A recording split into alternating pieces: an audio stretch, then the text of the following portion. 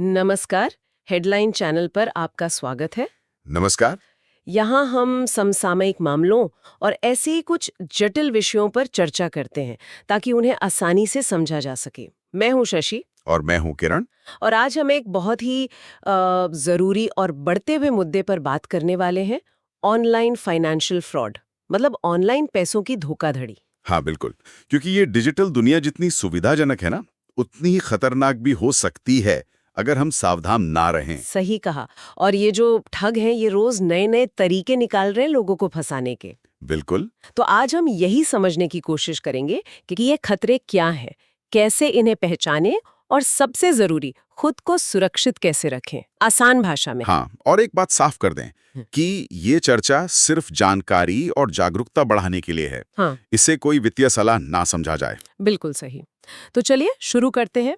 सबसे पहले ये धोखाधड़ी होती कैसे है, मतलब कौन कौन से आम तरीके हैं जो ये साइबर ठग इस्तेमाल कर रहे हैं। देखिए, सबसे आम जो सुनने में आता है वो है फिशिंग। फिशिंग। हाँ, इसमें क्या होता है कि आपको नकली ईमेल या एसएमएस या आजकल व्हाट्सएप पर भी मैसेज भेजते हैं। अच्छा। और ये मैसेज ऐसे लगते हैं जैसे आपके बैंक से आए हों या किसी जानी-मानी कंपनी, मान लीजिए कोई शॉपिंग वेबसाइट से आए हों। हाँ हाँ। इनमें कोई लिंक होता है या कोई अटैचमेंट जिस पर क्लिक करने को कहा जाता है। और जैसे ही आप क्लिक करते हैं या अपनी जानकारी डालते हैं, जैसे पासवर्ड, ओटीपी, कार्ड नंबर, वो चोरी हो जाती है। ओहो, मतलब दिखने में इसलिए लगते हैं ये मैसेज। हाँ, बिल्कुल।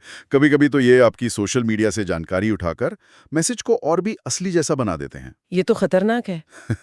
और ऐसा ही कुछ फोन कॉल्स पर भी होता है, जिसे विशिंग कहते हैं ना। हाँ, विशिंग। विशिंग मतलब वॉइस फिशिंग।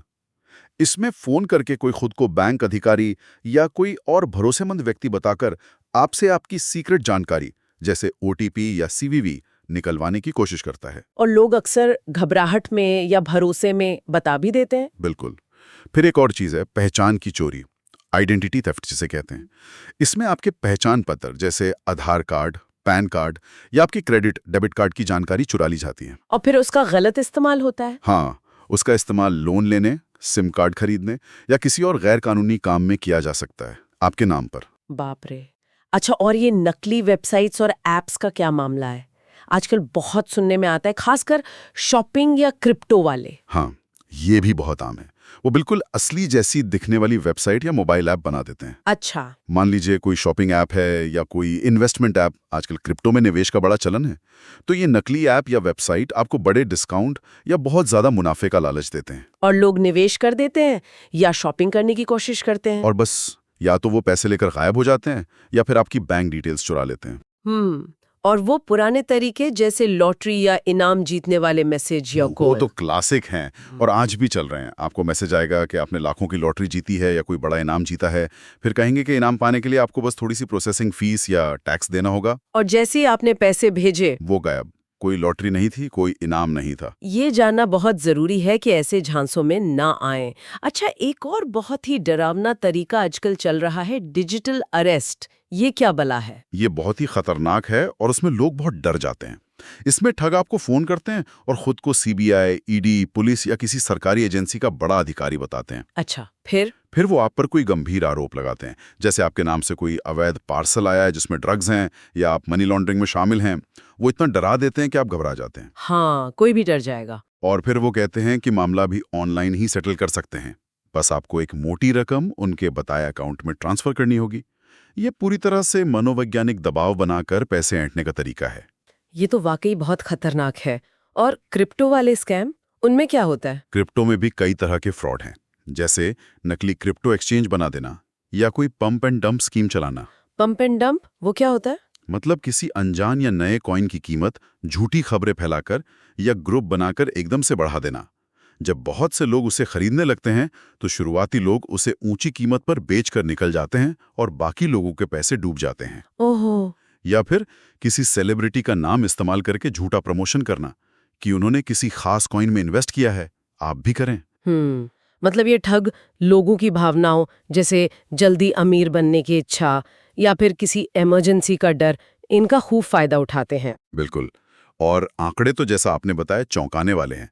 I4C यानी Indian cyber crime coordination centre की रिपोर्ट है कि 2024 के पहले 6 महीनों में ही रोजाना औसतन 60 करोड़ रुपए भारतीयों ने साइबर धोखाधड़ी में गंवाए। रोज 60 करोड़, ये तो बहुत बड़ी रकम है। और ये सिर्फ वो मामले हैं जो रिपोर्ट हुए होंगे। सही बात है, असल नुकसान शायद इससे कहीं ज्यादा हो। तो अब आते हैं सबसे जरूरी सवाल पर। चलो, इन सब धोखाधड़ियों से बचा कैसे जाए? बचाव के लिए क्या कदम उठाने चाहिए? देखिए, सबसे पहली और सबसे जरूरी चीज है सतर्कता और शक करना। शक करना। हाँ, मतलब हर अनजान कॉल, मैसेज या ईमेल पर तुरंत भरोसा मत कीजिए। अगर कोई ऑफर ऐसा है जो सच होने के लिए बहुत अच्छा लग रहा है, जैसे कोई बहुत बड़ा डिस्काउंट या फ्री का इनाम, तो शायद वो सच नहीं है। रुकिए, सोचिए, वेरीफाई कीजिए। लालच से बचना है। बिल्कुल, लालच बुरी बला है यहाँ तो सच में। और दूसरा, अपनी व्यक्तिगत जानकारी जैसे Aadhaar, PAN, bank account number, card number, CVV, OTP, password, ये सब कभी भी किसी से भी फोन, ईमेल या मैसेज पर शेयर मत कीजिए। बैंक वाले तो कभी नहीं मांगते हैं सर। कभी नहीं। कोई भी असली बैंक या कंपनी आपसे ओटीपी, सीवीवी या पासवर्ड नहीं मांगेगी, कभी नहीं। अगर कोई मांग रहा है तो वो फ्रॉड है। ये गांठ बांध लेनी चाहिए। और तकनीकी तौर पर क्या कर सकते हैं? अपने बैंक अकाउंट्स और क्रेडिट कार्ड स्टेटमेंट्स को नियमित रूप से चेक करते रहिए।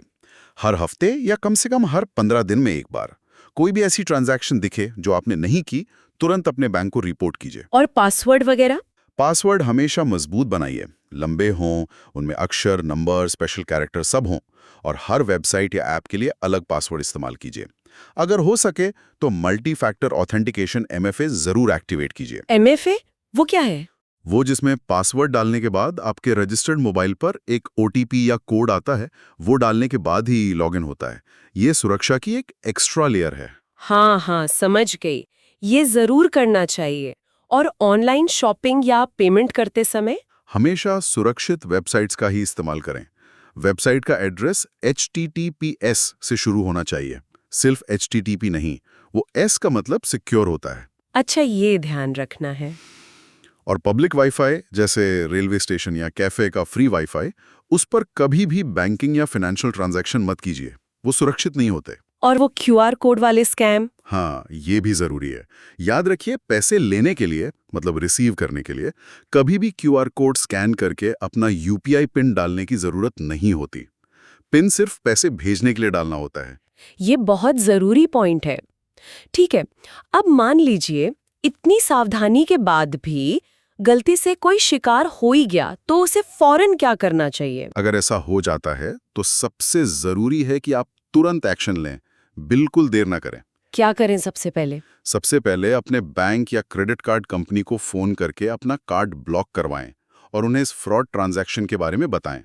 जितनी जल्दी बताएंगे उतना अच्छा। ठीक है, कार्ड ब्लॉक करवा दिया, फिर उस धोखाधड़ी से जुड़े सारे सबूत इकट्ठा करें, जैसे वो फ्रॉड वाले SMS, ईमेल।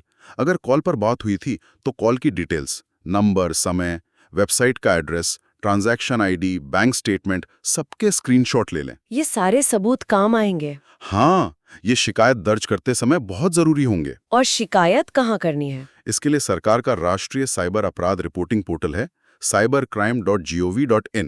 आप इस पर ऑनलाइन शिकायत दर्ज कर सकते हैं या फिर हेल्पलाइन नंबर 1930 पर कॉल कर सकते हैं, सुबह 9 से शाम 6 बजे के बीच। 1930? ये नंबर नोट कर लेना चाहिए। जी।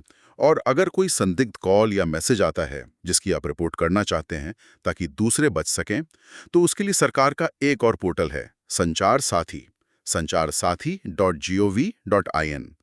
इसके चक्षु सेक्शन में आप ऐसे कॉल्स या मैसेज की रिपोर्ट कर सकते हैं।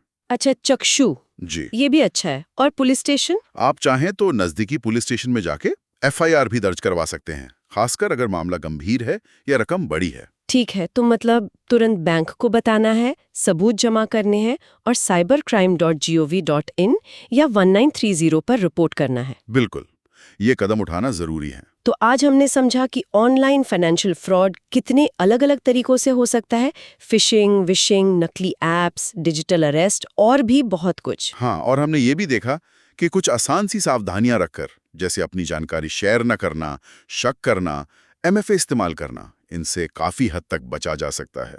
बिल्कुल। आखिर में यही कहूंगी कि जागरूकता मतलब अवेयरनेस ही सबसे बड़ा बचाव है। कोई भी अनजान कॉल, मैसेज, ईमेल आए या कोई आपसे पैसे मांगे तो रुकें, सोचें, जांचें, फिर ही कोई कदम उठाए। सही कहा। तकनीक का इस्तेमाल ज़रूर करें, लेकिन समझदारी और सतर्कता के साथ, ताकि हम इसके फ़ायदे उठाएं, ना कि इसके शिकार बने। अच्छा, जाते जाते एक सवाल मन में आ रहा है। जैसे जैसे हम टेक्नोलॉजी पर और ज्यादा निर्भर होते जा रहे हैं, क्या कहीं हम सुविधा के लिए सुरक्षा से समझौता तो नहीं कर रहे? ये सोचने वाली बात है। बिल्कुल। अपनी डिजिटल आदतों को बीच में परखते रहना शायद आज की ज़रूरत है। चलिए, इसी विचार के साथ आज की चर्चा समाप्त करते हैं। अगर आपको ये जानकारी उपयोगी लगी हो तो हेडलाइन को सब्सक्राइब करना न भूलें। और आप अपने विचार या सुझाव हमें भेज सकते हैं। सुनने के लिए धन्यवाद। नमस्कार। नमस्कार।